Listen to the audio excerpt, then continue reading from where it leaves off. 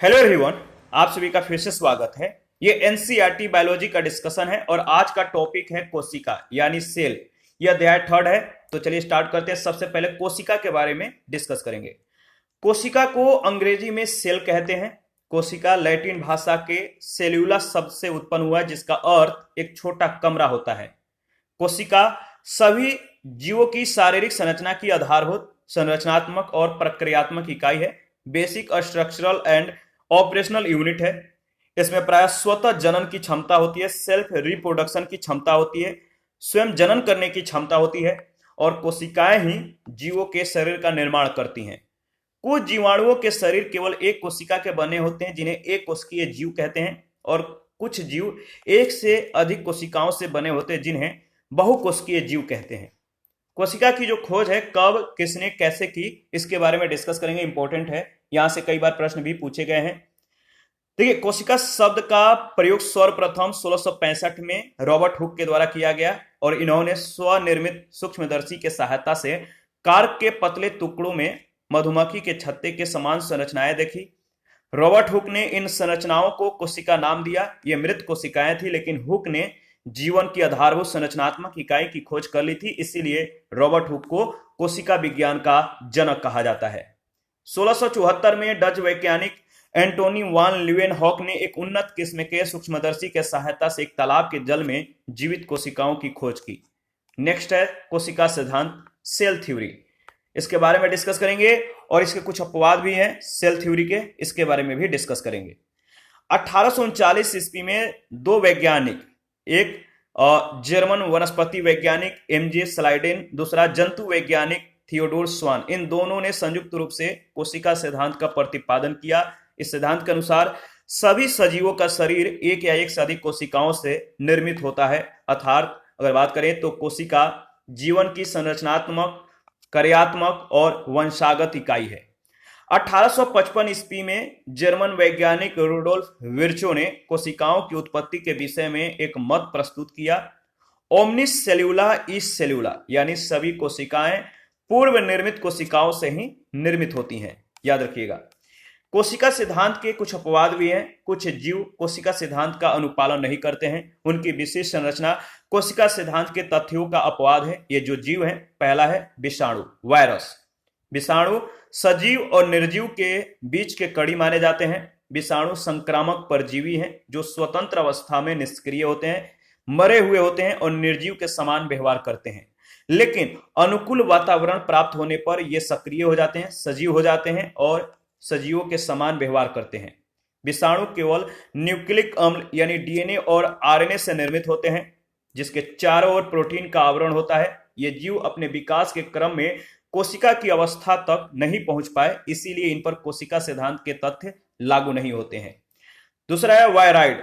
Wired विषाणु के समान होते हैं, परंतु आकार में अपेक्षाकृत छोटे पादप रोगकारी जीव हैं।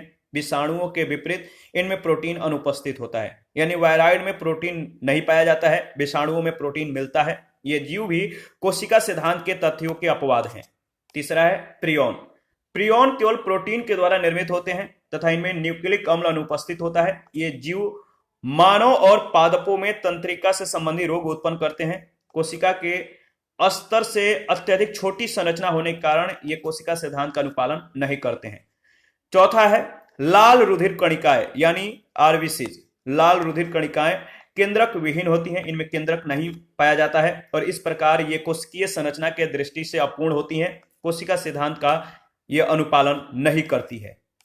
कोशिकाओं की आकृति और आकार के बारे में अगर बात करें तो जिस प्रकार विभिन्न प्रजातियों के जीव आकृति और आकार में परस्पर भिन्न होते हैं, उसी प्रकार विभिन्न प्रकार की कोशिकाओं की आकृति और आकार में भी व्यापक भिन्नता पाई जाती है।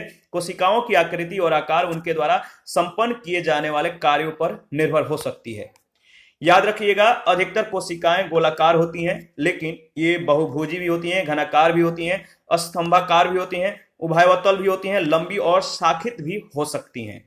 विभिन्न कोशिकाओं और उनकी जो आकृति है यहाँ पे दिया गया है। जैसे लाल रक्त कोशिकाओं की जो आकृति है उभयवतल होता है। तंत्रिका कोशिकाओं की जो आकृति है लंबी, पतली और शाखान्वित होती है। जीवाणु कोशिकाओं की आकृति वक्रित छड़ के आकार की होती है। शैवाल कोशिकाओं की जो आकार है अंडाकार एवं कसाव युक्त होता है और परागकण की जो आकृति है गोलाकार और कांटेदार होता है। कोशिकाएं कुछ माइक्रोमीटर से कुछ सेंटीमीटर तक माप वाली हो सकती हैं और सभी कोशिकाएं आकार में अत्यंत सूक्ष्म होती हैं, जिन्हें बिना किसी सूक्ष्मदर्शी के सहायता से देखना संभव नहीं है। कुछ प्रमुख कोशिकाएं और उनकी जो माप है निम्नलिखित यहाँ पे दिए गए हैं। जैसे माइकोप्लाज्म जीवाणु जो है, इनका जो आकार है, ये सबसे छोटी कोशिका है, 0.1 जो है मिलीमीटर है, ध्यान में रखिएगा। समान जीवाणु जो कोशिकाएं हैं ये माइक्रोमीटर में दिया गया है। अमीबा आप देख सकते हैं 250 से 750 माइक्रोमीटर के बीच इनकी माप होता है। अधिकांश जंतु कोशिकाएं 10 से 100 माइक्रोमीटर। लाल रक्त कणिकाओं का व्यास 7.0 माइक्रोमीटर। जिराफ की तंत्रिका कोशिकाएं की जो अधिकतम लंबाई है 2 मीटर।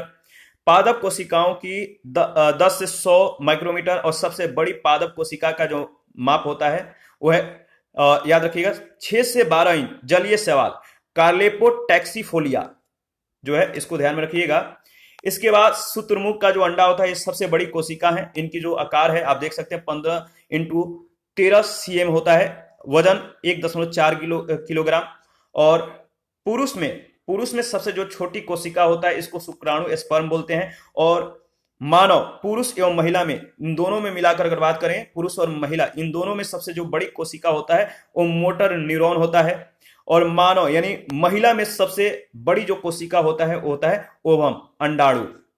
कोशिकाओं के जो प्रकार हैं, टाइप्स ऑफ सेल, देखिए संरचना के आधार पर कोशिकाओं के 2 प्रकार हैं, प्रोकैरियोटिक कोशिका और यूकैरियोटिक कोशिका। प्रोकैरियोटिक और यूकैरियोटिक को बारी बारी से डिस्कस करेंगे। प्रोकैरियोटिक कोशिका जो है ये 2 शब्द, ग्रीक के 2 शब्दों के संयोग से निर्मित हुआ है, प्रो और कैरियोन। प्रो का मतलब पहला और कैरियोन का मतलब होता है केंद्रक, यानी इसका जो अर्थ है केंद्रक के पहले। ऐसी कोशिकाएं जिनमें स्पष्ट केंद्रक का भाव होता है प्रोकैरियोटिक कोशिकाएं कहलाती हैं। और इस प्रकार की कोशिकाओं से निर्मित जीव जो होते हैं प्रोकैरियोटिक जीव या प्रोकैरियोटस कहलाते हैं। प्रोकैरियोटस, यहां पे प्रोकैरियोटिक कोशिका का जो है वर्णन किया गया है, आकृति दी गई है, तो इसको आप देख लीजिएगा, एनालिसिस कीजिए। जैसे देखिए जो इस तरह से जो बार की तरह, मतलब जो बार की तरह, हेयर की तरह निकले हुए हैं इस तरह से, इसको रोम बोलते हैं। ये वाला जो एरिया है, कौन सी एरिया, ध्यान दीजिएगा, ये वाला एरिया इसको क्या बोलते हैं? ये वाला जो एरिया है ये है केंद्रक द्रव, ठीक है, साइटोप्लाज्म।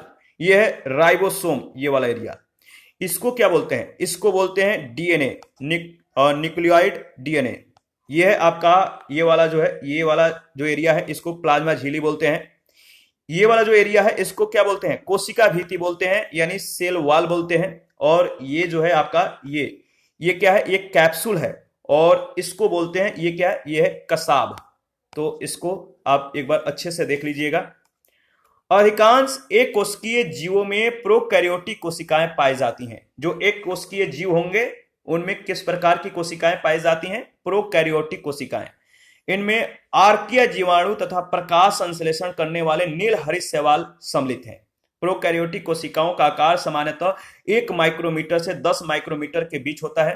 केंद्रक का भाव होने के कारण केंद्रक के सभी पदार्थ कोशिका द्रव साइटोप्लाज्म के एक अनियमित आकार के क्षेत्र में बिखरे रहते हैं, जिसे केंद्रकाभ कहते हैं, न्यूक्लियोइड कहते हैं।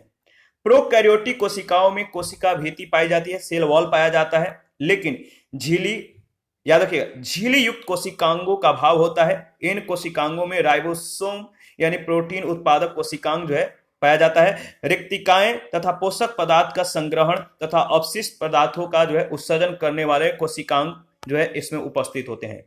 याद रखिए, कुछ प्रोकैरियोटिक कोशिकाओं में कशाभिकाएं यानी पूंछ के सदृश जो संरचना होता है ये पाया जाता है, जिसको कशाभिकाएं बोलते हैं। तो पूंछ के समान होता है।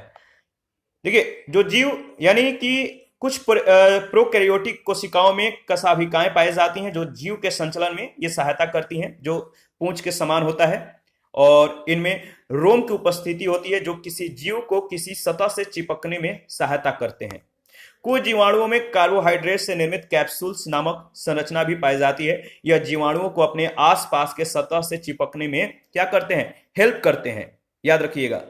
इसके बाद आगे बढ़ते हैं। नेक्स्ट है यूकैरियोटिक कोशिका। यूकैरियोटिक शब्द जो है दो ग्रीक शब्दों से मिलकर बना है। यू यानी वेल डेवलप, यू का मतलब है वेल डेवलप यानी विकसित, और कैरियन का मतलब है केंद्रक। इन दोनों जो शब्द हैं, ग्रीक के दो जो शब्द, इनके संयोग से निर्मित हुआ है और इस प्रकार इसका शाब्दिक अर्थ है सुविकसित केंद्रक। ऐसी कोशिकाएं जिनमें पूर्ण विकसित केंद्रक और झिल्ली युक्त कोशिकांग उपस्थित होते हैं यूकैरियोटिक कोशिकाएं कहलाती है। सभी प्रोटिस्ट, कवकों, पादपों और जंतुओं में यूकैरियोटिक कोशिकाएं पाई जाती हैं। यूकैरियोटिक कोशिका का आकार प्रोकैरियोटिक कोशिका की तुलना में बड़ा होता है और यह सामान्यतः 10 माइक्रोमीटर से 100 माइक्रोमीटर आकार की होती है और इसमें उपस्थित केंद्र पर दोहरी झिल्ली का आवरण होता है और इस कोशिका में विभिन्न प्रकार के कोशिकांग जो है उपस्थित होते हैं जो विशिष्ट कार्यों का संपादन करते हैं। गोल्जी काय, माइटोकॉन्ड्रिया, क्लोरोप्लास्ट, लाइसोसोम और राइबोसोम आदि कोशिकांगों के प्रमुख उदाहरण हैं। तो यूकैरियोटिक कोशिका जो है, इसका जो फिगर है आप यहां पे देखकर आगे बढ़िएगा, इसको एक बार अच्छे से एनालिसिस कीजिएगा।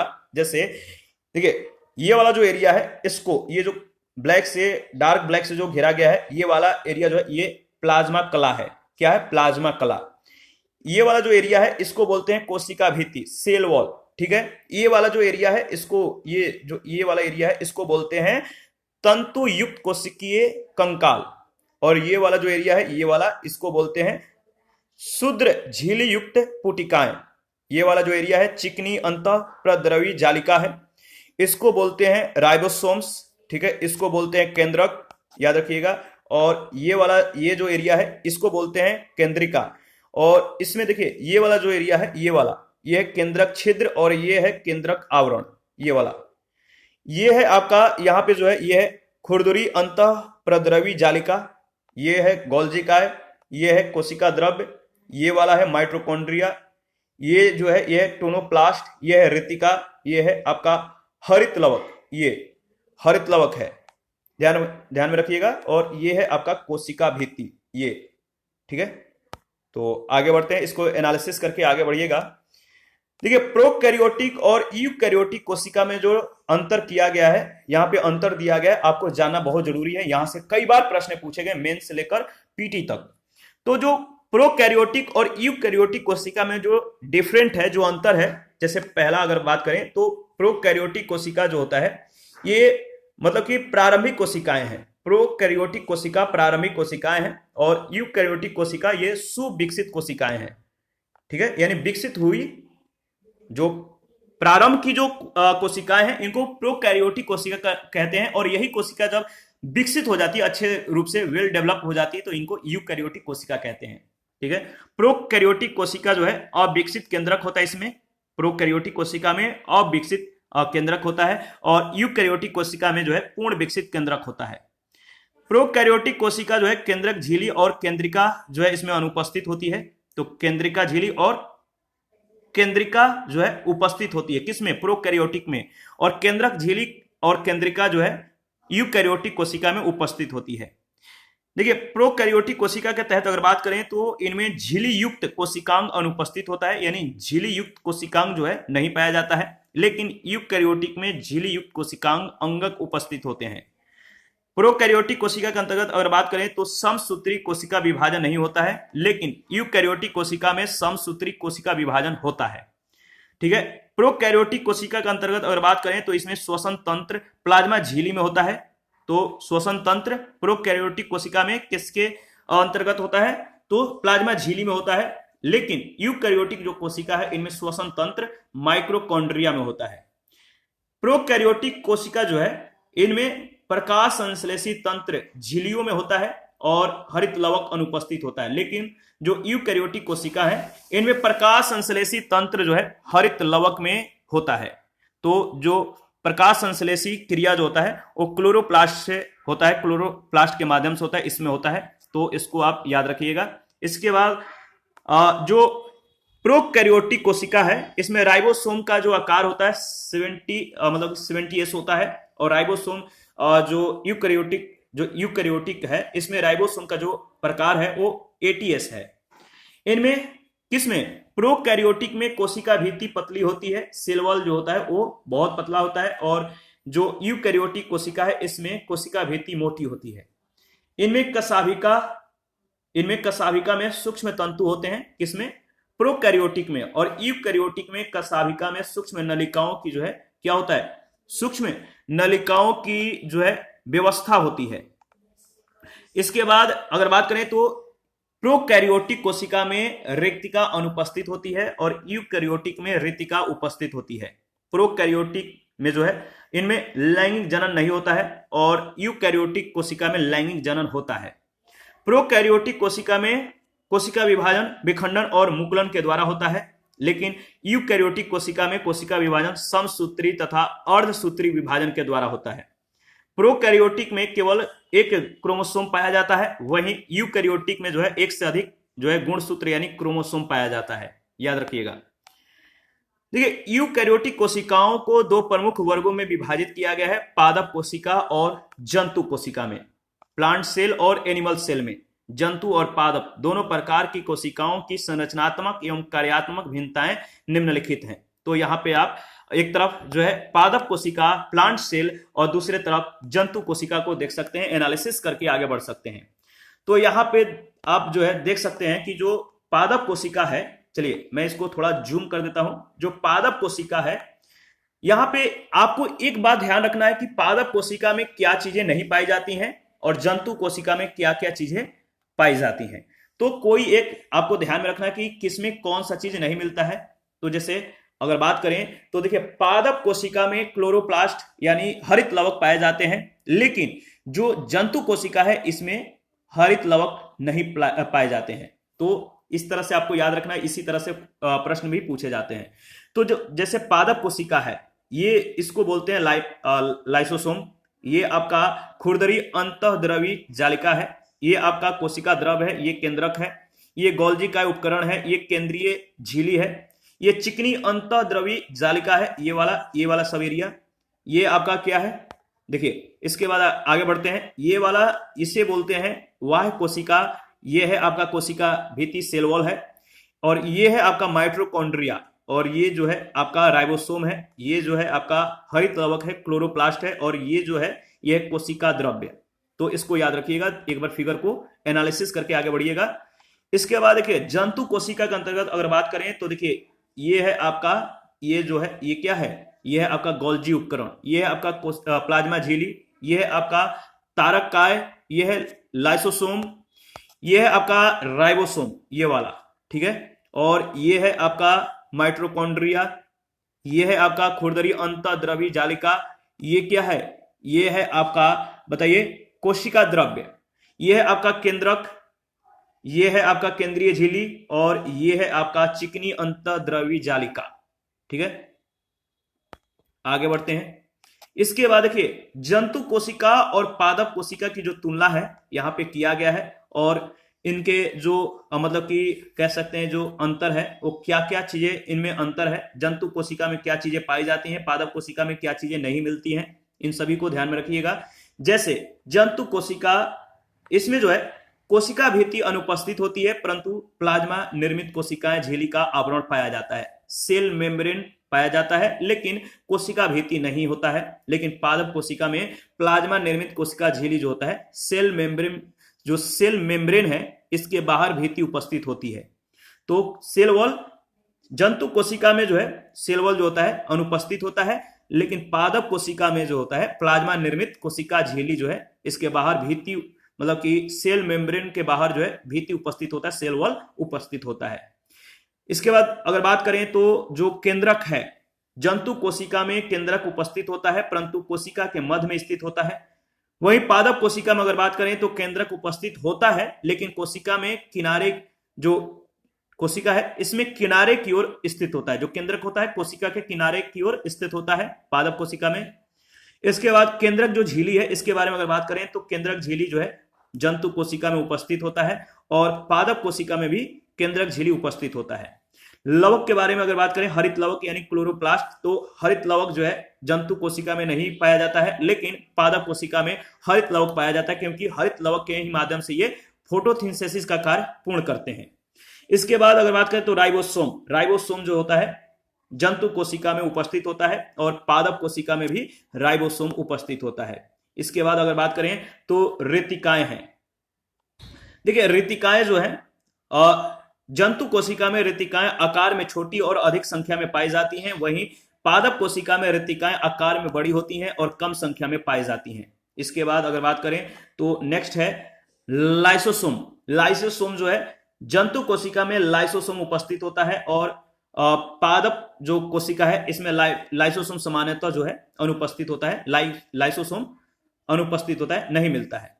इसके बाद अगर गुण क्रोमोसोम के बारे में अगर बात करें तो गुणसूत्र जो है जंतु कोशिका में गुणसूत्र उपस्थित होते हैं परंतु छोटे आकार के होते हैं। वही बात अगर पादप कोशिका में देखें तो गुणसूत्र उपस्थित तो होते हैं लेकिन बड़े आकार के होते हैं। इसके बाद अगर बात करें तो देखिए नेक्स्ट है अंतःप्रद्रवी जालिका। तो अंतःप्रद्रवी जालिका जो है खुरदरी और चिकनी दोनों प्रकार की अंतःप्रद्रवी जालिका उपस्थित होती है और इनकी अधिक संख्या होती है। दूसरा अगर बात करें पादप कोशिका में तो इसमें भी दोनों प्रकार के जालिका उपस्थित होती हैं, खुरदरी और चिकनी दोनों प्रकार के अंतःप्रद्रवी जालिका उपस्थित होती हैं और इनकी जो संख्या है वो क्या है, कम होती है। इसके बाद अगर बात करें तो इन कोशिकाओं में यानी जो प्रकाश संश्लेषण की जो क्रिया है, इन कोशिकाओं में प्रकाश संश्लेषण नहीं होता क्योंकि क्लोरोप्लास्ट इसमें जंतु कोशिका में नहीं पाया जाता। वहीं पादप कोशिका में प्रकाश संश्लेषण की क्रिया होती है क्योंकि इसमें क्लोरोप्लास्ट पाया जाता है। ठीक है, और लास्ट है कार्बोहाइड्रेट का संचयन। तो देखिए जंतु कोशिका में जो कार्बोहाइड्रेट का जो संचयन है, इन कोशिकाओं में कार्बोहाइड्रेट का संचयन ग्लाइकोजन के रूप में होता है जंतु कोशिका में, और पादप कोशिका में कार्बोहाइड्रेट का संचयन स्टार्च के रूप में होता है। याद रखिएगा। कोशिका जो संरचना है, सेल जो स्ट्रक्चर है, इसके बारे में डिस्कस करेंगे। जंतु और पादप दोनों प्रकार की कोशिकाओं की जो संरचना है वो जटिल होती है। इनकी आंतरिक और बाह्य संरचना विभिन्न घटकों से निर्मित होती है। कोशिका के ये घटक कोशिकांग कहलाते हैं तथा सभी कोशिकांग कुछ विशिष्ट कार्यों को संपन्न करते हैं। लेकिन जंतु और पादप कोशिकाओं को संरचना के दृष्टि से निम्नलिखित भागों में विभाजित किया जा सकता है। तो कोशिका की जो संरचना है इनकी जो संरचना है दो रूपों में विभाजित है, पादप कोशिका और जंतु कोशिका। पादप कोशिका के अंतर्गत कोशिका भित्ति, केंद्रक और कोशिकीय साइटोप्लाज्म यानी कोशिका द्रव पाया जाता है। वहीं जंतु कोशिका के अंतर्गत अगर बात करें तो इसमें कोशिका झिल्ली, केंद्रक और कोशिका द्रव्य मिलता है। याद रखिएगा। सेल वॉल क्या है? कोशिका भित्ति के बारे में अगर बात करें तो देखिए कोशिका भित्ति केवल पादप कोशिकाओं में पाई जाती है। यह पादप कोशिका का बाहरी आवरण है जो सेल्यूलोज से निर्मित होता है। कोशिका भित्ति पादप कोशिका को सुरक्षा और स्थिरता प्रदान करने के साथ साथ एक निश्चित आकार और आकृति भी प्रदान करती है। कोशिका जो भित्ति है अर्धपारगम्य होती है। ठीक है, सेमी प्रिएम्बल होता है, यानी जल, प्रोटीन आदि के सूक्ष्म कण इसमें से होकर प्रवाहित हो सकते हैं। पादपों के अतिरिक्त जीवाणुओं, शैवालों और कवकों में भी कोशिका भित्ति पाई जाती है। याद रखिएगा। आगे बढ़ते हैं। देखिए इसके बाद अगर बात करें तो कोशिका भित्ति के जो प्रकार हैं जीवों के आधार पर कोशिका भित्ति के जो प्रकार हैं वो कितने प्रकार के हैं? तो याद रखिएगा 4 प्रकार हैं। पादप कोशिका भित्ति, जीवाणु कोशिका भित्ति, कवक कोशिका भित्ति और शैवाल कोशिका भित्ति। पादप कोशिका भित्ति यह सेल्यूलोज से निर्मित होता है। जीवाणु कोशिका भित्ति यह पेप्टाइडोग्लाइकाइन से निर्मित होता है। पेप्टाइडोग्लाइकन के निर्माण से इसका जो है इस कोशिका भित्ति का निर्माण होता है जीवाणु कोशिका का। और कवक जो कोशिका भित्ति है यह ग्लाइकोसेमिन नामक बहुलक से निर्मित होता है। और शैवाल कोशिका भित्ति जो है यह ग्लाइकोप्रोटीन और पॉलीसेकेराइड से निर्मित होती है। प्लाज्मा झिल्ली अथवा कोशिका झिल्ली, इसके बारे में अगर बात करें तो कोशिका के सभी अवयव एक पतले आवरण के द्वारा घिरे रहते हैं और जिसे प्लाज्मा झिल्ली या कोशिका झिल्ली कहा जाता है। जिन कोशिकाओं में कोशिका भित्ति पाई जाती है उनमें कोशिका झिल्ली दूसरे सबसे बाह्य परत होती है और जिन कोशिकाओं में कोशिका भित्ति नहीं पाई जाती है उनमें यह सबसे बाहरी परत होती है। तो यहाँ पे 2-3 बातें ध्यान में रखिएगा। जैसे कोशिका के जो सभी अवयव हैं एक पतले आवरण के द्वारा घिरे होते हैं। प्लाज्मा झिल्ली या कोशिका झिल्ली इन्हें कहा जाता है जो पतले आवरण के द्वारा कोशिका के सभी अवयवों को घिरे रखता है। इन्हें प्लाज्मा झिल्ली या कोशिका झिल्ली कहते हैं। जिन कोशिकाओं में कोशिका भित्ति पाई जाती है उनमें कोशिका झिल्ली दूसरी सबसे बाह्य परत होती है। तो जिन कोशिकाओं में कोशिका झिल्ली पाया जाएगा उनमें कोशिका झिल्ली दूसरी सबसे बाह्य परत होती है, और जिन कोशिकाओं में कोशिका भित्ति नहीं पाई जाती है, यह सबसे बाहरी परत होती है। प्लाज्मा झिल्ली संरचनात्मक रूप से पतली, लचीली और अर्धपारगम्य या चयनात्मक पारगम्य होती है, जो कार्बनिक अणुओं जैसे लिपिड और प्रोटीन के बनी होती हैं। ठीक है। विषाणुओं को छोड़कर जंतु, पादप, प्रोकैरियोटिक तथा कवक कोशिका में प्लाज्मा झिल्ली पाई जाती है। प्लाज्मा झिल्ली कोशिका द्रव्य की वह बाह्य सीमा है जो विभिन्न प्रकार के अणुओं और आयनों के कोशिका के अंदर आने जाने पर जो है नियंत्रण रखती हैं। तो जो साइटोप्लाज्म है, जीव कला का यानी प्लाज्मा जो झिल्ली है कोशिका द्रव्य की वह बाह्य सीमा है। साइटोप्लाज्म बाह्य सीमा है जो विभिन्न प्रकार के अणुओं और आयनों के आयन जो है इनके कोशिकाओं के अंदर आने जाने पर जो है नियंत्रण रखती है, और कोशिका द्रव्य में आयनिक सांद्रता के अंतर को बनाए रखने में भी मदद करती हैं, हेल्प करती हैं। तो इसको ध्यान में रखिएगा। देखिए, इसके अतिरिक्त अगर बात करें तो यह विसरण, प्रासरण, प्रोटीन संश्लेषण, डीएनए प्रतिलिपिकरण आदि में भी सहायता करती हैं। प्लाज्मा झिल्ली को जीव कला यानी सेल मेम्ब्रेन, जैविक झिल्ली, ठीक है, बायोलॉजिकल मेम्ब्रेन और प्लाज्मा लेमा आदि भी कहते हैं। तो जो प्लाज्मा झिल्ली है इनको सेल मेम्ब्रेन, बायोलॉजिकल मेम्ब्रेन और प्लाज्मा लेमा कहते हैं। इसके बाद है न्यूक्लियस यानी केंद्रक। कोशिका के केंद्र की खोज जो न्यूक्लियस है, इसका खोज 1831 ईस्वी में स्कॉटिश वनस्पति शास्त्री रॉबर्ट ब्राउन ने की थी। उन्होंने यह खोज आर्किड के सूक्ष्मदर्शीय परीक्षण के दौरान की थी। केंद्रक कोशिकाएं, याद रखिए, जो केंद्रक कोशिकीय क्रियाएं हैं इनका नियंत्रण यानी कंट्रोल जो होता है नियंत्रण केंद्रक है इसके द्वारा होता है, कंट्रोल सेंटर के द्वारा होता है। संरचनात्मक दृष्टि से केंद्रक गहरे रंग का और सामान्य आकार का होता है। यह कोशिका के आनुवांशिक पदार्थ का भंडार गृह यानी स्टोर हाउस होता है, जो रिप्रोडक्शन में महत्वपूर्ण भूमिका निभाता है। केंद्रक को निम्नलिखित 4 भागों में विभाजित किया जाता है।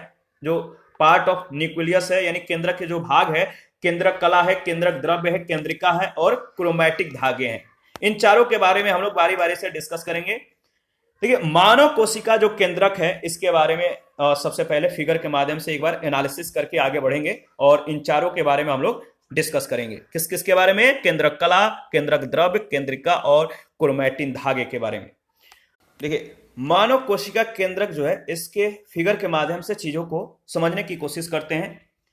याद रखिएगा, देखिए ये है आपका केंद्रक आवरण, ये वाला एरिया, इसको बोलते हैं, ये जो बाहर की तरफ जो डार्क सर्कल है ये है बाह्य कला, और जो अंदर की तरफ जो डार्क सर्कल है ये है आपका अंतः कला।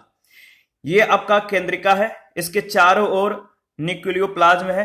ठीक है, ये है आपका क्या है, हेट्रोक्रोमैटिन है, और ये है यूक्रोमैटिन, और ये जो है आपका ये राइबोसोम्स है। ठीक है, और जो ये होल टाइप का जो छिद्र है इसको बोलते हैं केंद्रकीय छिद्र, याद रखिएगा। इसके बाद केंद्रक कला के बारे में यानी न्यूक्लियर मेम्ब्रेन के बारे में डिस्कस कर लेते हैं।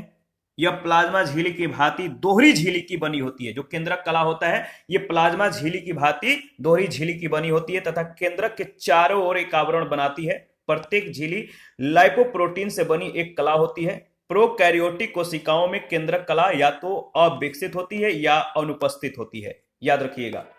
इसके बाद अगर बात करें तो देखिए इसमें अनेक केंद्रक छिद्र होते हैं जिसके द्वारा केंद्रक द्रव्य और कोशिका द्रव्य के बीच पदार्थों का आदान प्रदान होता है। यह केंद्रक और कोशिका द्रव्य के मध्य पदार्थों के आवागमन को नियंत्रित करती है। दूसरा है केंद्रक द्रव्य, न्यूक्लियोप्लाज्म। देखिए, कोशिका द्रव्य के समान केंद्रक में भी एक अर्ध तरल पदार्थ भरा होता है जिसे केंद्रक द्रव्य यानी कैरियोप्लाज्म या केंद्रक रस कहा जाता है। केंद्रक द्रव्य में जल, प्रोटीन और न्यूक्लिक अम्ल उपस्थित होते हैं। यह केंद्रक में उपस्थित कोशिकांगों के लिए एक निलंबन पदार्थों का कार्य करता है।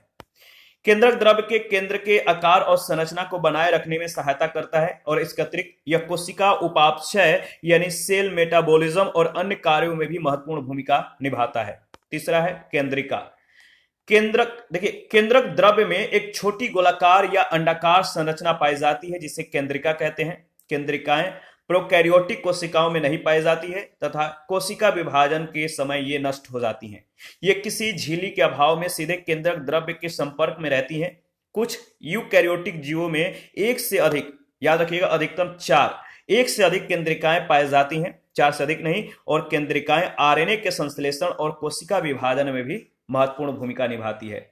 चौथा है क्रोमैटिन धागे, और यह केंद्रक का सर्वाधिक महत्वपूर्ण भाग होता है। क्रोमैटिन धागा जो रासायनिक दृष्टि से एक न्यूक्लियो प्रोटीन होते हैं, यानी ये न्यूक्लिक अम्ल और हिस्टोन नामक क्षारीय प्रोटीन के मिश्रण से बने होते हैं। क्षारीय प्रोटीन विशेष रूप से क्षारीय अमीनो अम्ल से बना होता है। क्रोमैटिन धागे परस्पर संयोजित होकर एक जालीनुमा संरचना का निर्माण करते हैं, जिसे क्रोमैटिन जालिका कहा जाता है। और वास्तव में यह संरचना आभासी होती है, क्योंकि क्रोमैटिन धागे के सिरे परस्पर जुड़े नहीं होते हैं। इसके बाद है क्रोमोसोम गुणसूत्र। कोशिका विभाजन के समय क्रोमैटिन धागे एक दूसरे से पृथक हो जाते हैं और संकुचित होकर छोटे एवं मोटे हो जाते हैं। इन्हें संकुचित क्रोमैटिन धागों को गुणसूत्र कहते हैं। क्या कहते हैं? गुणसूत्र कहते हैं, याद रखिएगा। इसके बाद अगर बात करें तो देखिए यहां पे है गुणसूत्र का क्रियात्मक भाग जीन कहलाता है। जीन क्रियात्मक भाग होता है। जीन, याद रखिए, जीन जीवों की एक पीढ़ी से दूसरी पीढ़ी में आनुवांशिक सूचनाओं के वाहक होते हैं। जो जीन होते हैं वो जेनेटिक इंफॉर्मेशन के वाहक होते हैं। जेनेटिक आनुवांशिक सूचनाओं को क्या करते हैं? मतलब कि जीन से दूसरे जीन में पहुंचाते हैं। क्रोमैटिन के डीएनए में जहां हिस्टोन प्रोटीन पाई जाती है, उस स्थान पर क्रोमैटिन में मोतियों के समान गोल संरचना दिखाई देती है। इन्हें याद रखिए क्रोमोमियर्स क्या बोलते हैं? क्रोमोमियर्स कहते हैं। कोशिका विभाजन के समय गुणसूत्र के क्रोमैटिन का द्विगुणन होता है, जिसे दो पुत्री क्या बोलते हैं? दो पुत्री क्रोमैटिन का निर्माण होता है, जिन्हें क्रोमैनीमेटा कहते हैं। क्रोमैनीमेटा।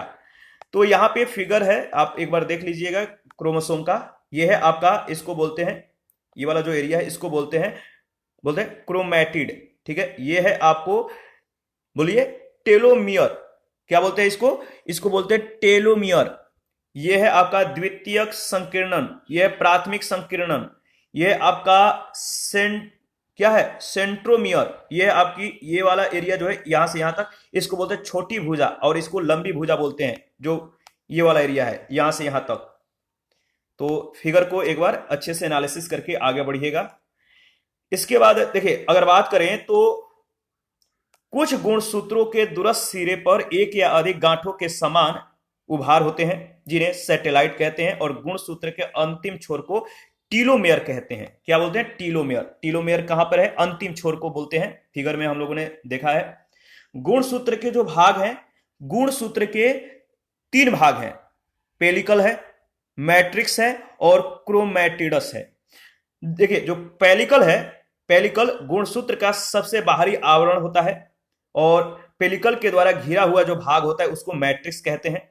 और मैट्रिक्स में गुणसूत्र की पूर्ण लंबाई में 2 समानांतर कुंडलित भागों के समान रचना होती है, जिन्हें क्या बोलते हैं? क्रोमैटिडस या अर्ध गुणसूत्र कहते हैं। मनुष्य में 23 जोड़े यानी 46 गुणसूत्र पाए जाते हैं। 23 पेयर क्रोमोसोम पाया जाता है, जिनमें 22 जोड़े गुणसूत्र विभिन्न गुणों का निर्धारण करते हैं, और एक जोड़ा गुणसूत्र XY जो होते हैं ये लिंग को निर्धारण करते हैं, लिंग निर्धारित करने में सहायता करते हैं। यहां पे समझने की कोशिश कीजिएगा, किसी नर और मादा, नर मतलब यह है कि लिंग का जो निर्धारण है किसके माध्यम से होता है? 22 जोड़ा जो मतलब कि जो क्रोमोसोम होता है, ये आपका मतलब कि ये विभिन्न गुणों का निर्धारण करता है, विभिन्न गुणों का। लेकिन जो 23वां जोड़ा होगा, जो एक जोड़ा जो बचता है 22 प्लस जो 1 है, जिसमें पुरुष में XY, ठीक है, पुरुष में XY और मेल में जो होता है, यानी सॉरी, मेल में XY और जो फीमेल में जो होता है वो XX क्रोमोसोम पाया जाता है। जब निषेचन की जब क्रिया होती है, जब संभोग की क्रिया होती है, उसमें अगर जो पुरुष का जो XY जो क्रोमोसोम है, इसमें अगर X, पुरुष का X, ठीक है, पुरुष का X और महिला का X मिलता है तो लड़की जन्म लेती है। वही जब पुरुष जो होता है, पुरुष में जब Y क्रोमोसोम, ठीक है, पुरुष में Y और महिला में X, जब ये दोनों मिलेगा तो मेल जन्म देगा, यानी लड़का का जन्म होगा।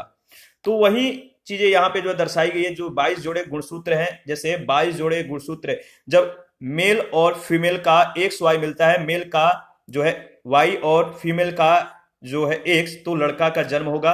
और जब, याद रखिएगा, जो मेल होते हैं इनमें एक्स और वाई दोनों क्रोमोसोम पाए जाते हैं, लेकिन जो फीमेल होती हैं उनमें एक्स एक्स पाया जाता है। तो ये और ये, इनसे लड़की और इससे लड़का। तो ध्यान में रखिएगा, ये सिर्फ क्रोमोसोम पर निर्धारण होता है कि लड़का होगा या लड़की। इसके बाद आगे बढ़ते हैं। देखिए, इसके बाद है डाई, याद रखिएगा, जिसे बोलते हैं DNA, deoxy ribonucleic acid, यानी डीएनए। डीएनए क्या है, तो इसके बारे में हम लोग जो है नेक्स्ट सेशन में डिस्कस करेंगे। Deoxy ribonucleic acid, ये जो फुल फॉर्म है इसको याद रखिएगा। डीएनए का मतलब, आरएनए का मतलब क्या होता है, क्या क्या इनके कार्य हैं, फिगर के माध्यम से भी समझेंगे।